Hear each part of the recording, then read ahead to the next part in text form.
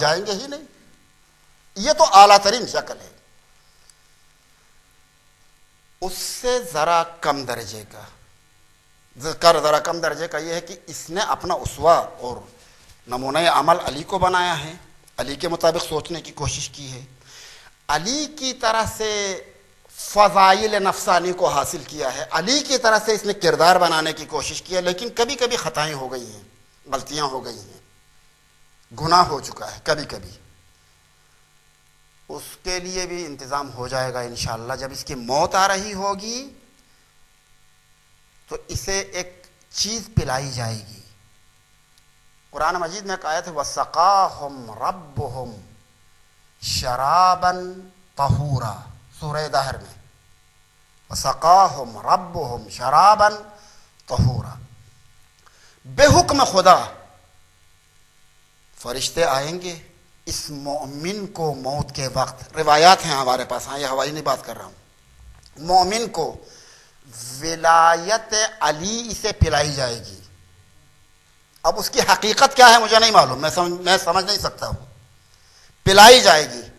یہ وہ چیز ہے کہ جو گناہوں سے پاک کر دے گی اسے. اس کو طہور اس لیے کہتے ہیں کہ یہ مطہر للغیر ہے. شرابن، ایک مشروب اسے پلایا جائے گا کہ وہ اس مشروب کی صفت یہ ہے کہ یہ نجاستوں سے اسے پاک کر دے گا. پاک ہو گیا، اب یہ جنت کا لائق ہے، جائے گا جنت کی طرف. دو، ایک تو پہلے ہی پاک ہو چکا ہے، امیر المومنین کو اپنا اسوہ مان کر، اپنے لیے نمونہ عمل مان کر پہلے ہی پاک ہو چکا دنیا ہی میں. وہ تو بہت بلندیوں تک گیا، اور اتنی بلندیوں تک گیا کہ وہ اولیاء اللہ کا مقام پا گیا، دنیا میں بیٹھ کے آخرت کو دیکھا، سب کچھ ہو گیا. وہ تو بہت بلندیوں تک گیا. جو وہاں تک نہیں پہنچا اس کے لیے موت کے وقت ایک مایا پلایا جائے گا، ایک چیز پلائی جائے گی کہ جس کے ذریعے سے اس کے گناہ دھل جائیں گے اور وہ جنت کے لیے لائق بن کے جائے گا. یہ دو. اگر اس کے گناہ اتنے زیادہ ہیں کہ بھائی اس سے دھلنے والے نہیں ہیں، بہت زیادہ ہیں، پھر اسے عالم برزخ میں ان تمام عذابوں کے لیے تیار ہونا ہوا. ایک روایت ہے ہمارے پاس ہمارے چھٹے امام سے، آپ نے فرمایا کہ آپ اپنے آپ کو برزخ کے لیے خیال رکھو، قیامت میں ہم ہیں، قیامت میں ہم شفاعت کریں گے، لیکن برزخ میں جو تمہیں عذاب ہونے والا ہے وہ ہوگا، اس سے ہم روکیں گے نہیں. ٹھیک ہے، یہ برزخ ہے. برزخ میں جو عذاب ہے وہ کیا ہے؟ وہ در حقیقت ریفائنری ہے.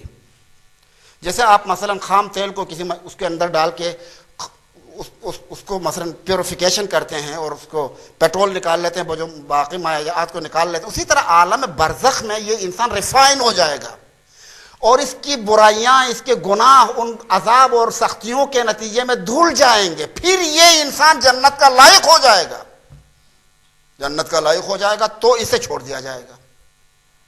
حضرت آیت اللہ ناصر مکارم شیرازی رحمۃ اللہ علیہ حفظہ اللہ نے اس کی کتاب ہے چھوٹی سی، ہمارے عقائد کے نام سے اردو میں ترجمہ ہوا ہے. وہاں پر انہوں نے لکھا ہے کہ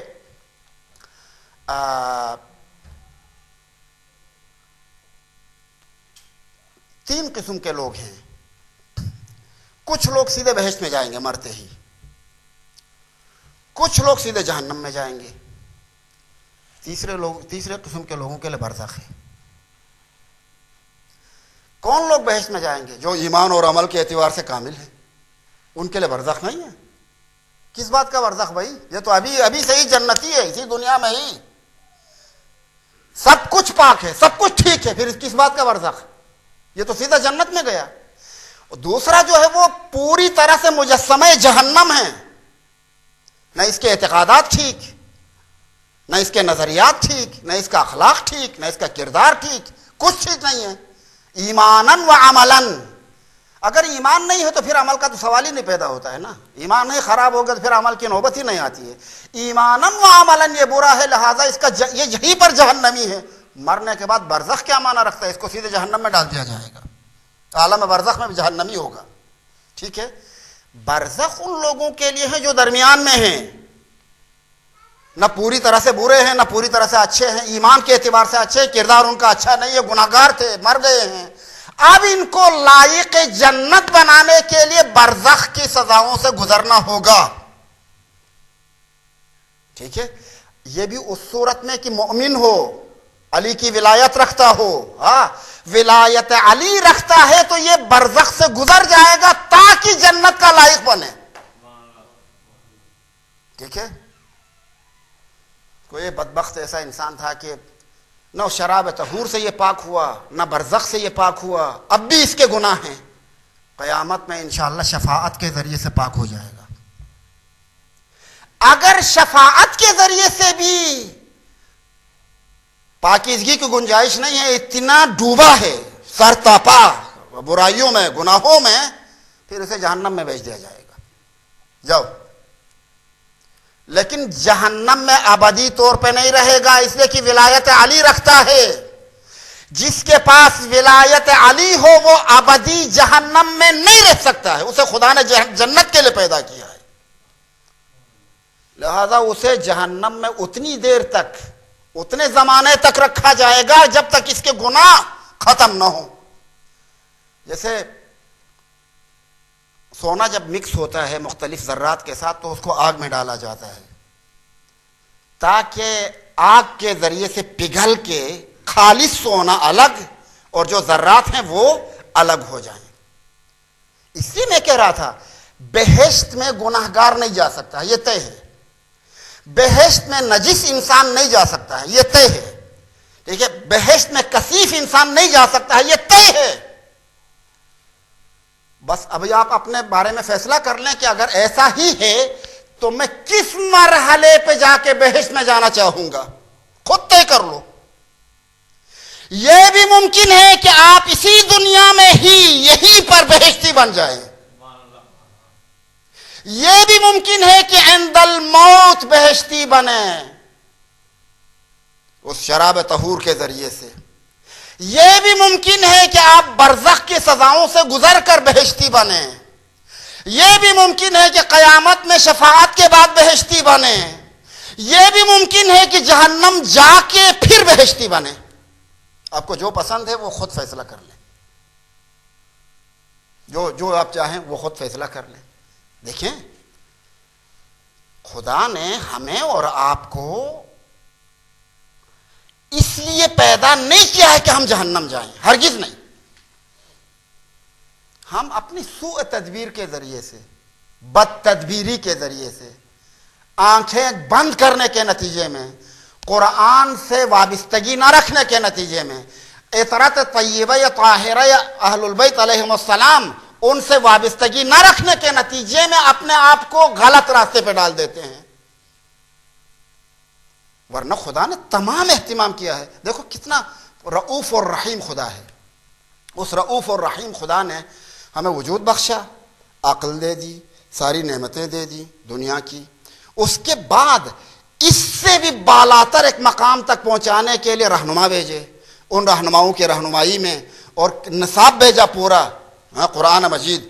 اس کی ہدایت میں ہم اگر چلیں گے تو اس سے بالاتر ایک مقام, ایک اچھی جگہ ہمارے لیے منتخب فرمایا. کتنا رؤوف اور رحیم خدا ہے. اور کتنی ہماری بدبختی ہے کہ اس تمام پروسیس کو بھول جائیں اور 4 دنوں میں جو ہم اس دنیا میں رہ رہے ہیں اسی کو سب کچھ سمجھ کے اوٹ پٹانگ حرکتیں ایسی کر لیں کہ جناب وہاں کے لیے لائق ہی نہ بنے. ایک صلوات کی درخواست ہے.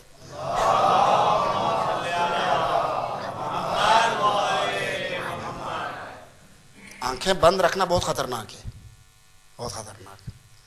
ہمیشہ اس دماغ کو, دل کو کھلا رکھو. کھلا کیسے رکھوں, کیا کروں؟ کچھ نہ کچھ قرآن کے ساتھ وابستہ رہو. یکسرہ قرآن کو چھوڑو نہیں, کچھ نہ کچھ تو پڑھو روزانہ 5 آیتیں. کچھ نہ کچھ اہل البیت علیہم السلام سے وابستہ رہو. ان کی سیرت تو پڑھو, اہل البیت علیہم السلام کی زندگی تو پڑھ لو, وہ کیسے تھے, کس طرح انہوں نے زندگی گزاری. جب آپ کچھ نہ کچھ حرکت کریں گے تو خداوند متعال آپ کی رہنمائی فرمائے گا. من جاہد فینا لنہدینہم سبلنا. آپ تلاش کریں گے تو خدا خود ہدایت فرمائے گا. آپ تلاش کریں, قدم تو رکھیں, ایک قدم تو باہر نکال دیں, دیکھو خدا رہنمائی کرے گا. لیکن بالکل ہی آپ قدم ہی نہ نکالیں, آنکھیں ہی بند کر دیں, دنیا میں ایسے مگن رہیں کہ جناب اس طرف توجہ ہی نہ دیں, تو پھر تو یہ تو بڑی بدبختی ہو جائے گی. اچھا کبھی کبھی جب اس بدبختی میں انسان جاتا ہے تو خدا چھوڑ دیتا ہے, چلو بھائی جی اس طرف جانا چاہتے ہو جاؤ عیش کرو, چھوڑ دیتا ہے, بالکل ایسے ہی آزاد چھوڑ دیتا ہے. وہ چھوڑنا بہت تباہ کن ہے, بہت تباہ کن ہے. پھر وہ جناب مقابلے میں آتے ہیں, مثلا وہ فلاں سیٹ تک پہنچا ہے, میں اس سے آگے بڑھ جاؤں گا, وہ وہاں تک گیا ہے, میں اس سے آگے بڑھ جاؤں, اس کے پاس اتنے پیسے ہیں, میرے پاس اتنے پیسے آ جائیں گے, اس کے پاس یہ ہوا ہے میرے پاس. اسی غفلت میں, اسی اندھیرے میں زندگی ختم ہو جاتی ہے, اسی اندھیرے میں. ہاں یہ اندھیرا پن ہے, آپ خیال کرتے ہیں کوئی کمال ہے.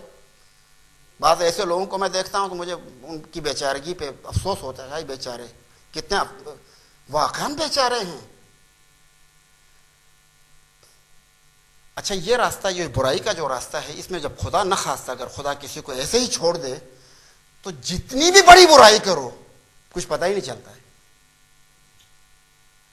جب انسان ایک حد تک انسان کی ضمیر جو ہے زندہ رہتی ہے نا, وہ کام کرتی ہے, وہ ڈانٹتی ہے ضمیر, وہ ضمیر نفس لوامہ جسے کہتے ہیں, وہ واقعا ضمیر انسان کو ڈانٹتی ہے, تم نے کیوں ایسا کیا, کیوں ایسا کیا, کیوں ایسا کیا. لیکن جب آپ مسلسل گناہ کرتے جائیں گے تو وہ فینشڈ, وہ مر گئی, ضمیر ختم ہو گئی. ضمیر ختم ہونے کے بعد جتنی بھی برائیاں کرو کوئی آپ کو ڈانٹنے والا ہی نہیں, اندر سے ڈانٹنے والا کوئی نہیں ہے. پھر آگے بڑھتے جاؤ, برائی میں آگے بڑھتے جاؤ, کچھ پتہ ہی نہیں چلے گا. ہائے, یہ آپ کے خیال میں کتنا بڑا ستم ہے کہ عظیم ترین گھرانہ, پیغمبر کا گھرانہ,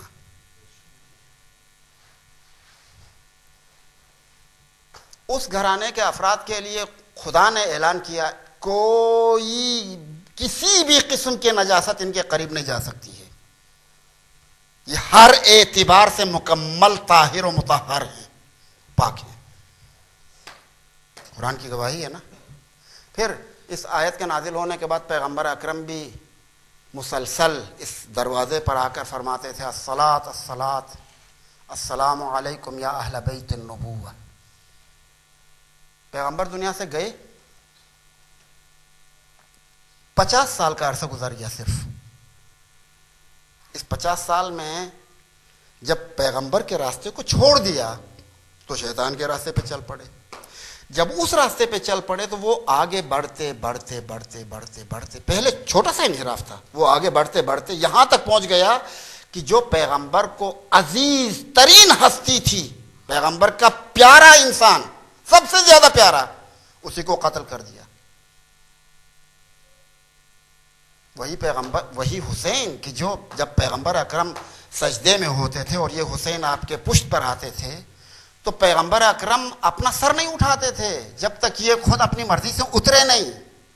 وہی حسین کہ جب پیغمبر اکرم خطبہ دے رہے ہوں اور یہ بچہ اگر مسجد میں داخل ہو اور دامن آواز سے الجھ کر زمین پر گر جائے تو پیغمبر خطبے کو قطع کر کے جا کے اٹھاتے تھے اور اپنے پاس اٹھا کے لا کر فرماتے تھے کہ پروردگارا گواہ رہنا میں اس حسین سے محبت کرتا ہوں.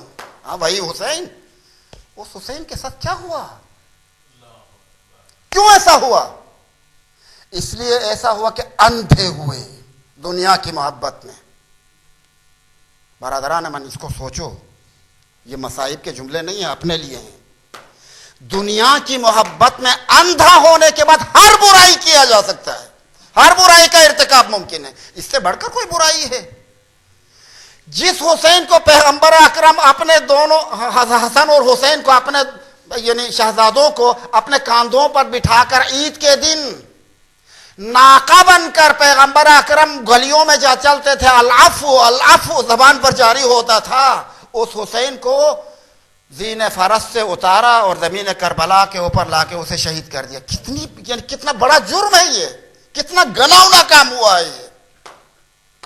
یہیں پر بات ختم نہیں ہو گئی، بات ابھی ختم نہیں ہو گئی، کاش بات یہیں پر ختم ہو جاتی اور آگے نہ بڑھتی، اس سے بہت آگے بات ہے۔ آگے یہ کہ وہ بیٹیاں حضرت فاطمہ زہرا کی، وہ بیٹیاں کہ جس کی ماں کے لیے آیت تطہیر نازل ہو گئی تھی، ان کی بیٹیوں کو قیدی بنایا گیا، اور قیدی بنانے کے بعد کربلا سے کوفے تک، کوفے سے شام تک لے جایا گیا۔ یہ سب سے بڑی مصیبت تھی جو اہل البیت علیہ السلام کے اوپر وارد ہو گئی، اور حقیر کی نظر میں قتل حسین سے بڑھ کر ہے، شہادت حسین سے بڑھ کر ہے کہ پیغمبر کی بیٹیوں کو قیدی بنایا جائے۔ اجرکم علی اللہ۔ بس ایک روایت آپ کی خدمت میں عرض کروں گا اور آپ کی زحمتوں کو تمام کروں گا۔ حضرت پیغمبر اکرم کے ایک صحابی ہیں سہل ابن سعد ساعدی، یہ اس صحابی سے یہ روایت منقول ہے۔